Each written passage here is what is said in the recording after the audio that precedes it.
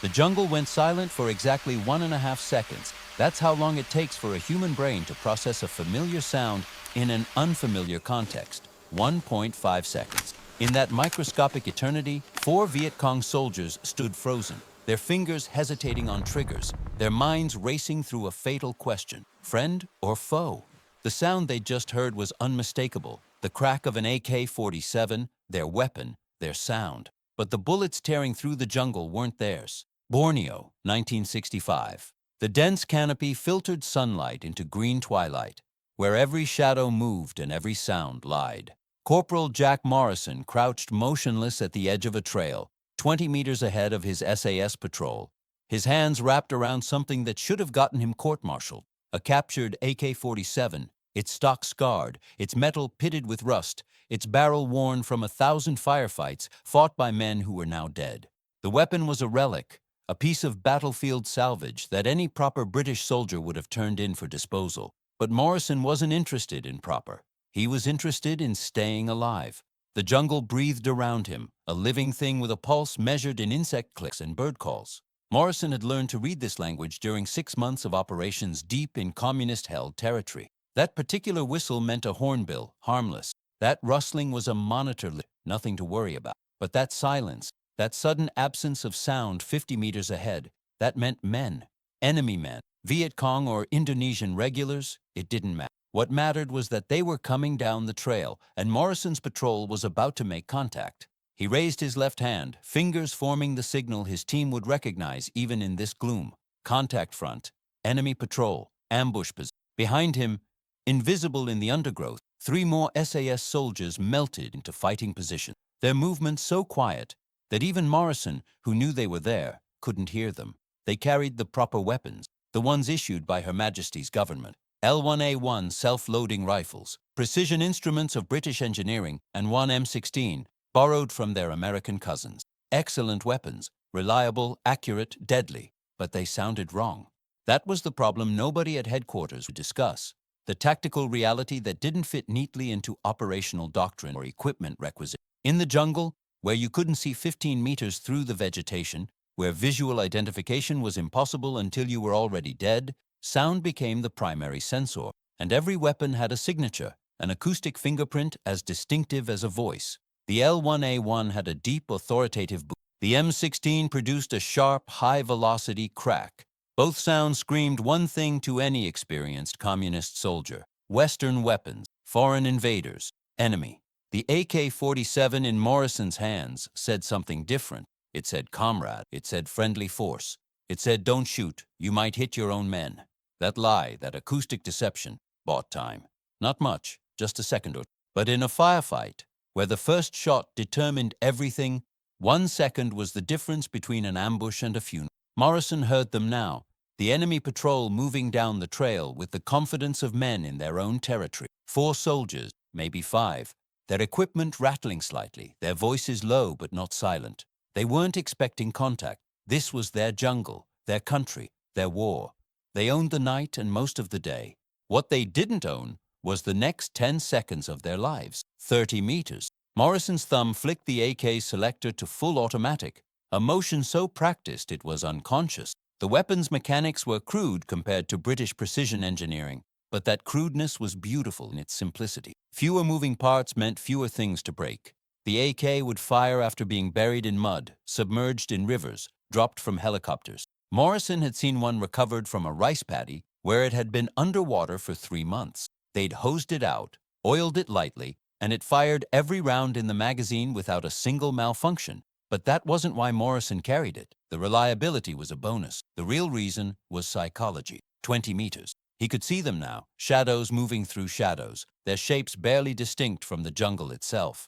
They wore the distinctive dark pajama-style uniforms of Viet Cong fighters, though Morrison knew from intelligence briefings that some were actually Indonesian regulars supporting the communist insurgency in Borneo. It didn't matter. They were armed. They were enemy. And they were about to walk into a perfectly positioned L-shaped ambush. 15 meters. Morrison's breathing slowed, his heart rate dropping into that strange calm that combat veterans know, the place where time stretches and every detail becomes crystalline. He could see the lead soldier's face now, a young man, maybe 20, carrying his own AK-47 at port arms, alert but not alarmed. Behind him, 3 more soldiers, spaced properly for jungle patrol, close enough for mutual support, but not so close that one grenade could take them all. 10 meters. Morrison squeezed the trigger. The AK-47 erupted with its characteristic crack-pop sound, a sharp report followed by a deeper thump as the 7.62's 39mm round broke the sound barrier and then decelerated through humid air. The noise was loud in the jungle silence, but it was familiar. Every soldier in Southeast Asia knew that sound. It was the weapon of choice for communist forces from Hanoi to Jakarta, from Beijing to Moscow. It was their sound, their technology, their tool. And for 1.5 seconds, the surviving enemy soldiers froze. Morrison saw it happen in the lead soldier's face, the micro-expression of confusion that flickered across his features even as he crumpled from Morrison's burst.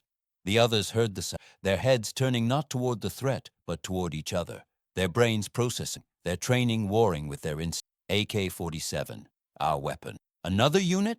Friendly fire? The questions flashed through their minds in the fraction of a second that separated life from death. Then the rest of Morrison's patrol opened fire.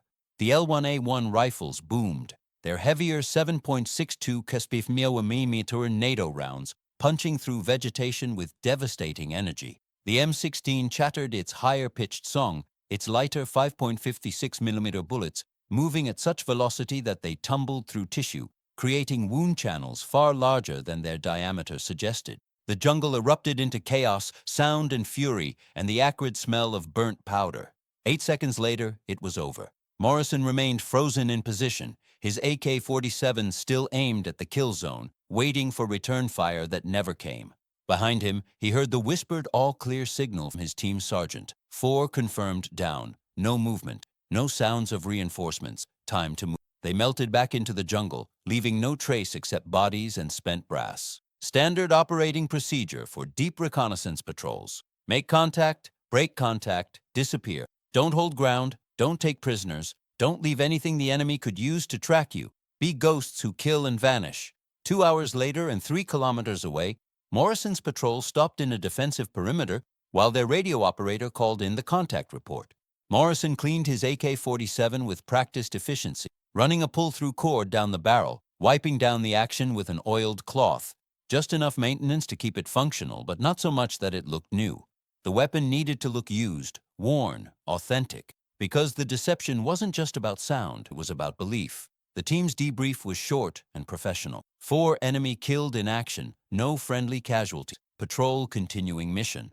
But Morrison's patrol commander, a wiry sergeant named Davies who'd been fighting insurgencies since Malaya, added one additional note to the report. First shot fired from captured enemy weapon, assessed as contributing to successful ambush due to enemy hesitation. That line, typed on a field report and radioed back to headquarters, would eventually make its way up the chain of command to the brass who planned operations and wrote tactical doctrine. But the real story, the one that mattered to soldiers like Morrison and Davies, was simpler. The AK-47 had bought them 1.5 seconds, and they were still alive. The tactic hadn't started with official doctrine or experimental weapons program. It had started the way most battlefield innovations start, with soldiers trying not to die. 3 months earlier, a different SAS patrol had been moving through similar jungle when they'd stumbled into a meeting engagement with a larger Viet Cong force. The SAS point man, carrying a captured AK-47 because his L1A1 had malfunctioned that morning, had fired first. The after-action report noted something strange. The enemy had hesitated for approximately 2 seconds before returning fire, despite having numerical superiority in good positions. 2 seconds in which the SAS patrol had killed 3 enemies and broken contact before the full weight of return fire could develop. The patrol commander, a captain who'd studied psychology at Cambridge before joining the army, had wondered about that hesitation. He'd interviewed the point man extensively, reviewed the tactical situation, considered the variables. And he'd developed a theory. The enemy had hesitated because they'd heard their own weapon sound, and their brains had processed it as potential friendly fire before their training could override the instinct. The captain had written a report. The report had been read by a major who'd been in jungle warfare since the Malayan emergency. The major had remembered similar instances where captured weapons had seemed to provide tactical advantages beyond their mechanical capability. He'd done some research, consulted with intelligence officers who'd interrogated enemy prisoners, talked to psychological warfare specialists. The pattern was clear. In jungle combat, where visual identification was nearly impossible, soldiers relied heavily on acoustic cues to distinguish friend from enemy. Communist forces, equipped almost entirely with Soviet bloc weapons, had learned to recognize the sound of AK-47s as friendly and the sound of Western weapons as hostile. That recognition was automatic, processed by the brain's threat assessment centers before conscious thought could intervene. When they heard an AK-47, their first instinct was to check fire, verify targets, avoid hitting their own forces. That instinct created a hesitation, brief but measurable, that could be exploited. The major had presented his findings to the regimental command. The response had been mixed. Some officers saw the tactical value immediately. Others worried about the implications of using enemy weapons, citing regulations and doctrine. There were concerns about ammunition compatibility, maintenance issues, the risk of friendly fire incidents if Allied forces mistook SS soldiers for enemies. The debate had gone on for weeks, working its way through the rigid hierarchy of military decision-making. Meanwhile, on the ground, soldiers like Morrison had stopped waiting for permission. Word had spread through the informal network that connected combat units. The whispered conversations in base camps and scribbled notes passed between patrols. Point men, the soldiers who walked ahead of their units and made first contact with the enemy, started carrying captured AK-47s, not as their primary weapons, but as their first shot weapon. When contact was imminent, when an ambush was about to be sprung, they'd use the AK. After that initial burst, they'd switch to their proper weapons for sustained fire. It worked. Casualty rates for point men dropped measurably. After-action reports consistently noted enemy hesitation in the first seconds of contact. Intelligence intercepts of enemy radio traffic showed confusion, units reporting possible friendly fire incidents, commanders demanding better fire discipline. The communist forces were literally being tricked by the sound of their own weapons. Eventually, quietly, without any official policy change or equipment authorization, the practice became semi-official. Armorers at forward bases started maintaining small stocks of captured AK-47s, checking them for reliability, issuing them to point men on request. The weapons were logged as captured equipment being held for intelligence. Nobody asked too many questions. Nobody wanted to, because the truth was uncomfortable. The British Army, with its proud traditions and its world-class small arms industry, was admitting that sometimes the best weapon wasn't the most advanced one. Sometimes the best weapon was the one that sounded like it belonged to the other side. That admission contradicted everything the military-industrial complex believed about technological superiority and firepower advantage, but it saved lives. Morrison understood this on a level that had nothing to do with policy or doctrine. He understood it in his gut, in the primitive part of his brain that processed threats and calculated survival. The AK-47 in his hands was ugly, crude, and probably less accurate than his L1A1 beyond 100 meters. But in the jungle, where engagement ranges averaged 15 meters, accuracy was less important than initiative, and the AK-47 gave him initiative. The weapon itself was a study in contradiction. Designed by Mikhail Kalashnikov in the Soviet Union after World War II, it had been intended as a simple, reliable weapon that could be mass-produced and issued to poorly trained conscripts. Soviet doctrine emphasized volume of fire over precision, accepting that most soldiers couldn't shoot accurate under combat stress. The AK-47 reflected that philosophy. Its tolerances were loose, allowing it to function even when dirty or damaged. Its sights were crude but adequate for close-range fighting. Its recoil was manageable even on full automatic.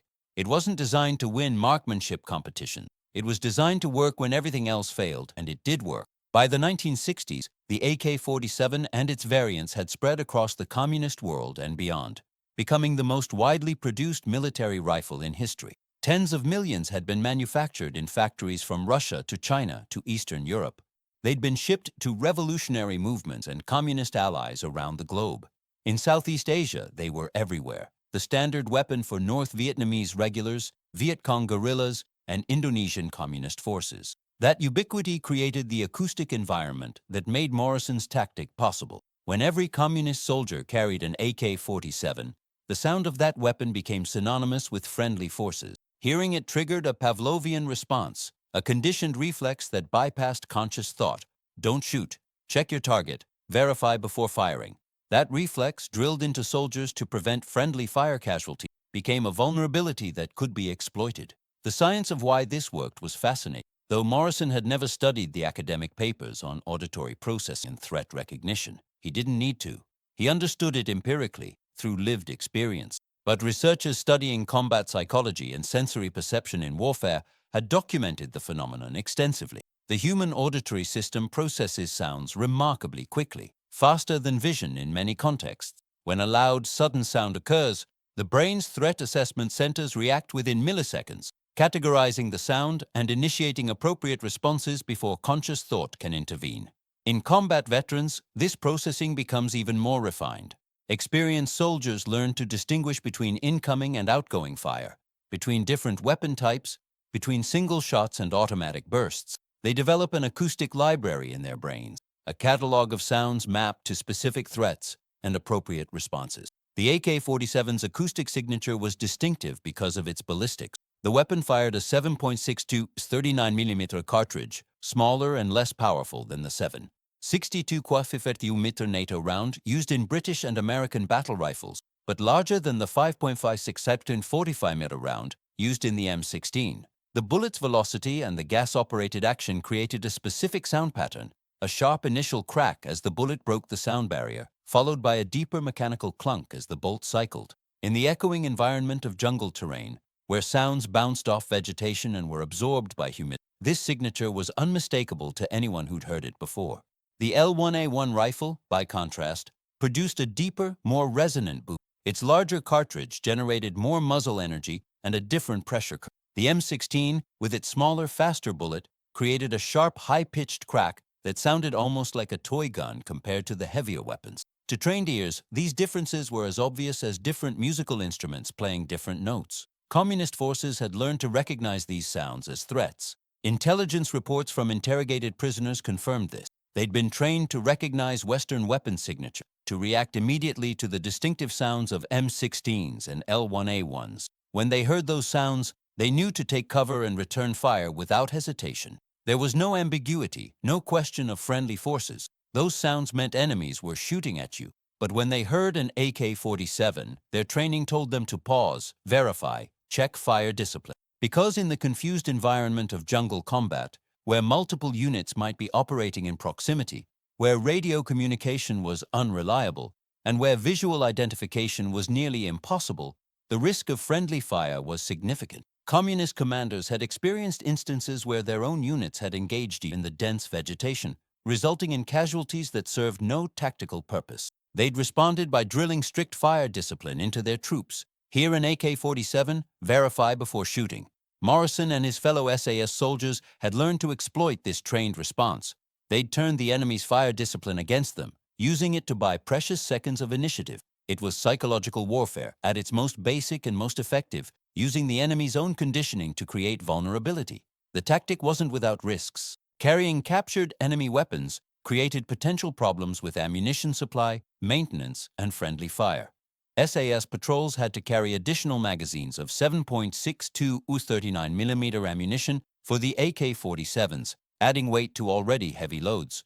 The captured weapons weren't always reliable, despite the AK's legendary durability. Some had been damaged in combat or poorly maintained by their previous owners. There was always the risk that a weapon would malfunction at the critical moment, leaving the point man with a useless chunk of metal while enemy soldiers shot at him. There was also the risk of being mistaken for enemy forces by Allied units. SAS patrols operated in coordination with conventional forces, and there were instances where friendly units had nearly engaged them because they'd heard AK-47 fire and assumed enemies. This risk was mitigated through careful mission planning and radio communication, but it never disappeared entirely. More than one SAS patrol had experienced tense moments when challenged by Allied forces who'd heard them using captured weapons. Despite these risks, the tactic persisted because it worked. The evidence was in the casualty statistics, the after-action reports, the survival rates of point men who used captured weapons versus those who didn't. The data was compelling enough that even skeptical commanders couldn't ignore it. The captured AK-47s themselves acquired an almost talismanic quality among the soldiers who used them. Each weapon had a history, a provenance that connected it to previous battles' owners. Morrison's AK had been recovered from a supply cache discovered during a patrol 3 months earlier. Intelligence analysis suggested it had been manufactured in China and shipped through North Vietnam before making its way to communist forces in Borneo. The stock bore carved marks that might have been a previous owner's identification or kill tallies. The barrel showed wear patterns suggesting thousands of rounds fired. The weapon had seen extensive combat before Morrison inherited it. He'd test-fired it extensively when he first received it, putting 200 rounds through it over several days to verify its reliability and learn its quirks. The sights were slightly off, requiring him to aim a touch low and left at distances beyond 50 meters. The trigger had a long, creepy pull with a heavy brake, nothing like the crisp release of a properly tuned British rifle. The weapon rattled when shaken, its loose tolerances allowing parts to move that would be precisely fitted in a Western weapon. But it fired every time he pulled the trigger, and that was what mattered. Other point men had their own captured weapons, each with its own characteristics and stories. Some preferred the later AKM variant, which was slightly lighter and had marginally better ergonomics. Others swore by the older, heavier AK-47s, claiming they were more durable. A few experimented with captured SKS rifles, Chinese Type 56, or even the occasional Czech Verzedrin 58. Each weapon had advocates who praised its particular advantages and defenders who dismissed its flaws. But they all shared one critical feature. They sounded like communist weapons. And in the jungle, sound was survival. The enemy eventually adapted. Intelligence reports indicated that communist commanders had become aware of the tactic and had begun training their troops differently. New guidance emphasized not hesitating when hearing weapon fire, regardless of its acoustic signature. Unit leaders were instructed to maintain better communication and coordination to reduce friendly fire risk. Some units reportedly began using distinctive recognition signals, specific burst patterns, or whistle codes to identify themselves in situations where visual contact was impossible. But even as the enemy adapted, the fundamental psychology remained. The human brain's threat assessments couldn't be reprogrammed through training alone. The conditioned reflex to pause when hearing a familiar sound was too deeply embedded. Training could overlay conscious procedures on top of that reflex, teaching soldiers to override their instincts, but under stress, when reaction time was measured in fractions of seconds, instinct often won. Morrison experienced this firsthand during subsequent patrols. Even after the tactic became known to enemy forces, he continued to observe hesitation when he fired the AK-47 first. The hesitation might be shorter, only a half second instead of a full second, but it was still there. That brief pause was still enough to provide advantage, to allow his patrol to achieve fire superiority before the enemy could respond effectively. The implications extended beyond immediate tactical advantage. The tactic represented a broader principle, the importance of understanding enemy psychology and exploiting it. Military theorists had studied psychological warfare for decades, developing doctrines around deception, propaganda, and psychological operations. But this was different. This wasn't a planned campaign directed from headquarters. This was spontaneous adaptation by frontline soldiers who'd identified a vulnerability and learned to exploit it. It was warfare from the bottom up, innovation driven by survival instinct rather than strategic planning. The generals and colonels who wrote doctrine and planned campaigns weren't the ones who'd figured this out. The corporals and sergeants who actually fought and bled had discovered the tactic through experience, then shared it through informal networks, creating a grassroots tactical evolution that eventually forced official recognition. This pattern of frontline innovation versus headquarters doctrine was as old as warfare itself. Throughout military history, soldiers in combat had developed techniques that contradicted official training, only to have those techniques gradually incorporated into formal doctrine after their effectiveness became undeniable. The AK-47 tactic was just the latest example of this process. What made this case particularly interesting was the role of technology in creating the vulnerability. The acoustic signature that Morrison exploited was an unintended consequence of weapons design and proliferation. Kalashnikov hadn't designed the AK-47 to have a distinctive sound that could be used for deception. The weapon sounded the way it did because of its mechanical design and ballistic characteristics. The fact that this sound became a recognizable signature was simply a side effect of the weapon's widespread adoption. Similarly, Western weapons designers hadn't considered acoustic signatures when developing the M16 or L1A1. They'd focused on ballistic performance, reliability, accuracy, and ergonomics. The distinctive sounds these weapons made were byproducts of their design, not intentional. The fact that these sounds could give away the user's identity was an unintended vulnerability. This highlighted a broader truth about military technology. Every advantage creates a corresponding vulnerability. The AK-47's reliability came from loose tolerances that reduced accuracy. The M16's lightweight and manageable recoil came from a smaller cartridge that had less stopping power. The L1A1's powerful cartridge created strong recoil that reduced controllability in automatic fire. Every design choice involved trade-offs, and those trade-offs created opportunities for exploitation. Morrison's tactic exploited one such trade-off: the Communist forces' reliance on a standardized weapon system, which simplified logistics and training, created an acoustic monoculture that could be mimicked. If they'd used a wider variety of weapons, the distinctive sound of the AK-47 wouldn't have been as universally recognizable as friendly. But the Soviet model of military organization emphasized standardization and centralized control, which meant everyone carried the same weapon. Western forces, by contrast, used a more diverse array of weapons depending on nationality, unit type, and mission requirements. This created more acoustic diversity, which made it harder for enemy forces to exploit similar tactics. A communist soldier hearing gunfire in the jungle might hear M16s, L1A1s, M14s, M60 machine guns, or various other weapons, making it harder to develop consistent recognition patterns. This diversity was unintentional, a consequence of NATO alliance structures and national defense industry, rather than deliberate tactical planning.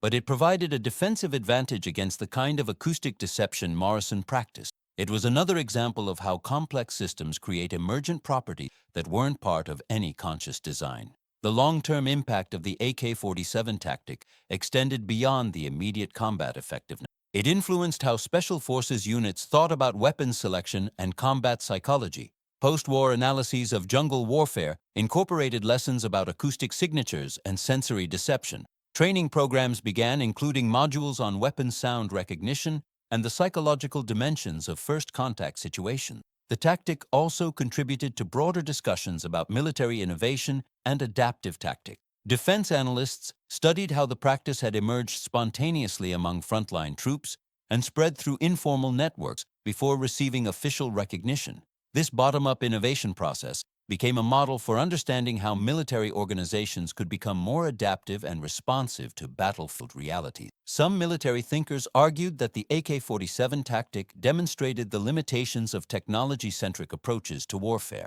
It showed that tactical innovation and psychological understanding could sometimes be more valuable than superior equipment. The rusty, crude AK-47 in Morrison's hands was technically inferior to his precision-manufactured L1A1, but in the specific context of jungle ambush, it was tactically superior because of its psychological effect.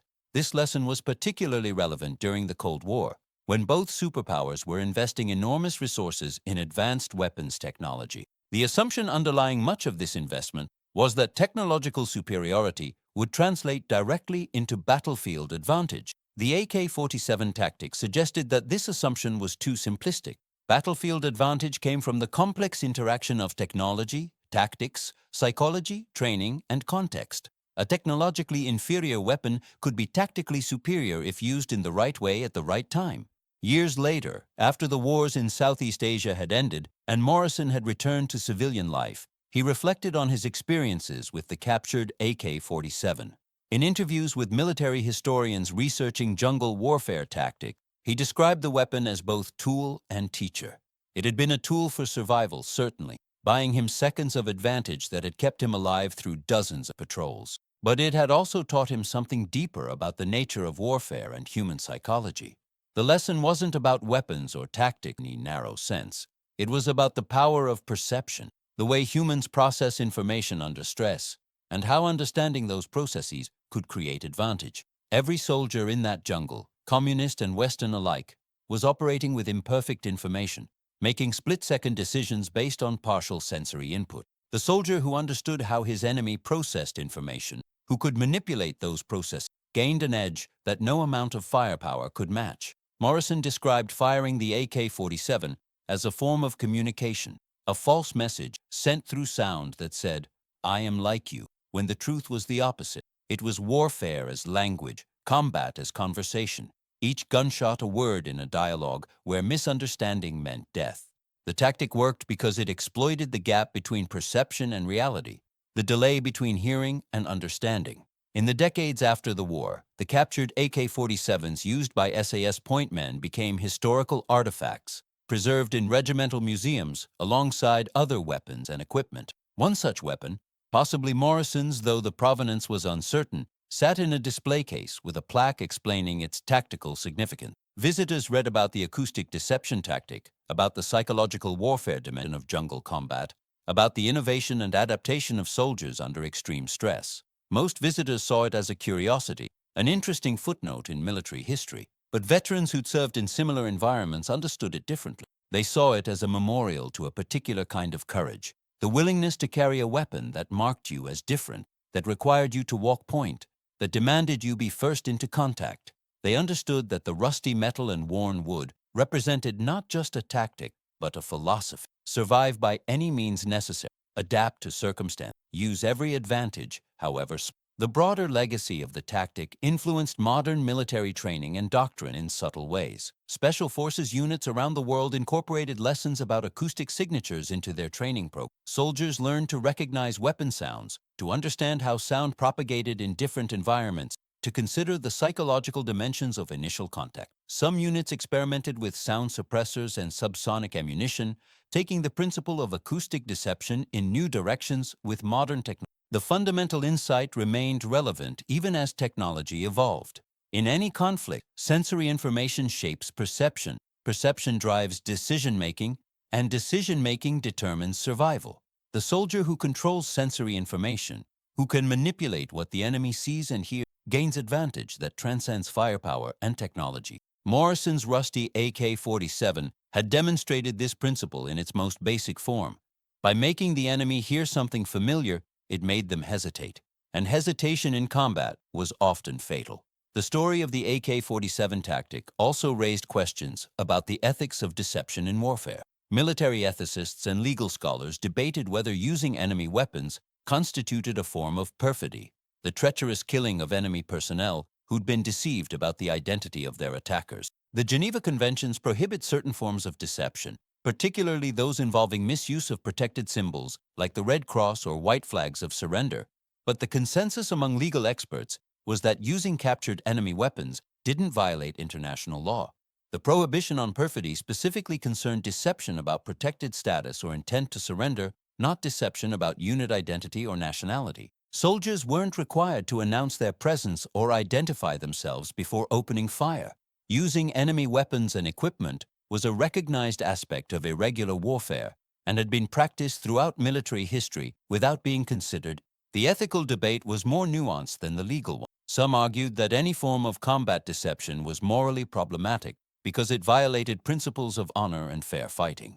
Others countered that warfare itself was inherently deceptive and that expecting combatants to fight fairly was naive and dangerous. The goal in war was to win while minimizing casualties on your own side, and tactics that achieved that goal through psychological means rather than firepower were arguably more ethical because they reduced overall violence. Morrison himself had never worried much about these ethical concerns during his service. His moral calculus was simple. The enemy was trying to kill him. He was trying to kill them first, and any tactic that improved his odds of survival was justified. The AK-47 wasn't a moral question. It was a practical tool that worked. But in later years, he acknowledged that the tactic had created a strange cognitive dissonance. Using the enemy's weapon created a psychological connection to them, a recognition of shared experience and shared tools. Every time he pulled the trigger on that AK-47, he was using something designed and built by his enemy's allies, something that had probably killed Western soldiers in previous engagements. There was something unsettling about that, about turning the enemy's tools against them. Yet that unsettling feeling was also part of the tactic's psychological power. It forced Morrison to think like his enemy, to understand their equipment and their training and their reaction. That understanding made him a better soldier, more aware of how his enemy thought and operated. The AK-47 wasn't just a weapon. It was a window into enemy psychology. The acoustic deception tactic eventually faded as the conflicts in Southeast Asia wound down and military forces adapted to new threats and environments. Modern warfare moved toward different paradigms, with precision-guided munitions, drone strikes, and network-centric operations replacing close-range jungle firefights. The specific circumstances that made the AK-47 tactic effective, the dense vegetation and close engagement ranges and acoustic confusion, became less common in military operations. But the principle endured.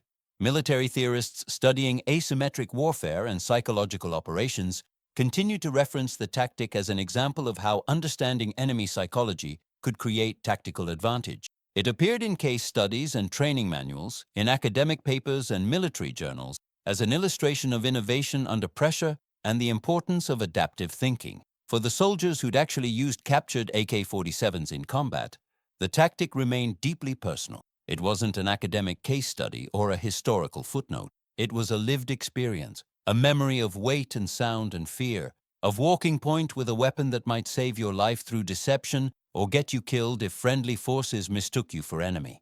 It was a reminder that warfare at ground level was messy and improvised, far removed from the clean diagrams in tactical manuals. Morrison kept a photograph of his captured AK-47, taken during a rare break in operations, when a patrol had stopped in a secure area long enough for soldiers to document their equipment. The weapon lay on jungle floor beside his pack and other gear, its battered metal and worn wood stock testament to hard use. Looking at that photograph years later, Morrison remembered the weight of the weapon in his hands, the sound it made when fired, the seconds of confusion it brought.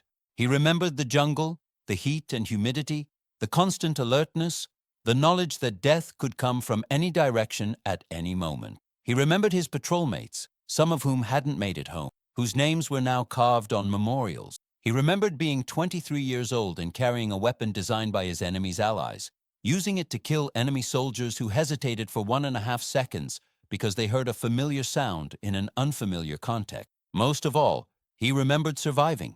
That was what the AK-47 had given him. Survival through deception, life bought with sound, seconds stretched into years because of a rusty rifle that sounded like it belonged to someone else.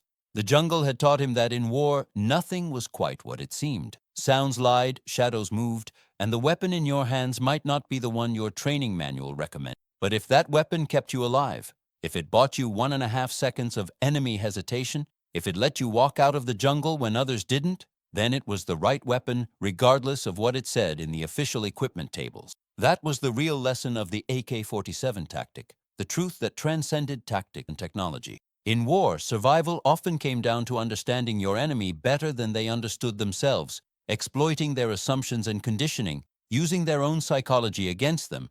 It wasn't about having the best equipment or the most advanced technology. It was about having the insight to recognize vulnerability and the courage to exploit it. Morrison's rusty AK-47, crude and battered and technically inferior to his British rifle, had possessed exactly that kind of tactical intelligence. Not because of its design or its mechanics, but because of what it represented in the minds of those who'd it fired. It was a weapon that spoke the enemy's language, that said friend when it meant foe, that bought time through. And in the jungle, where every second mattered and hesitation meant death, that was worth more than all the technological superiority.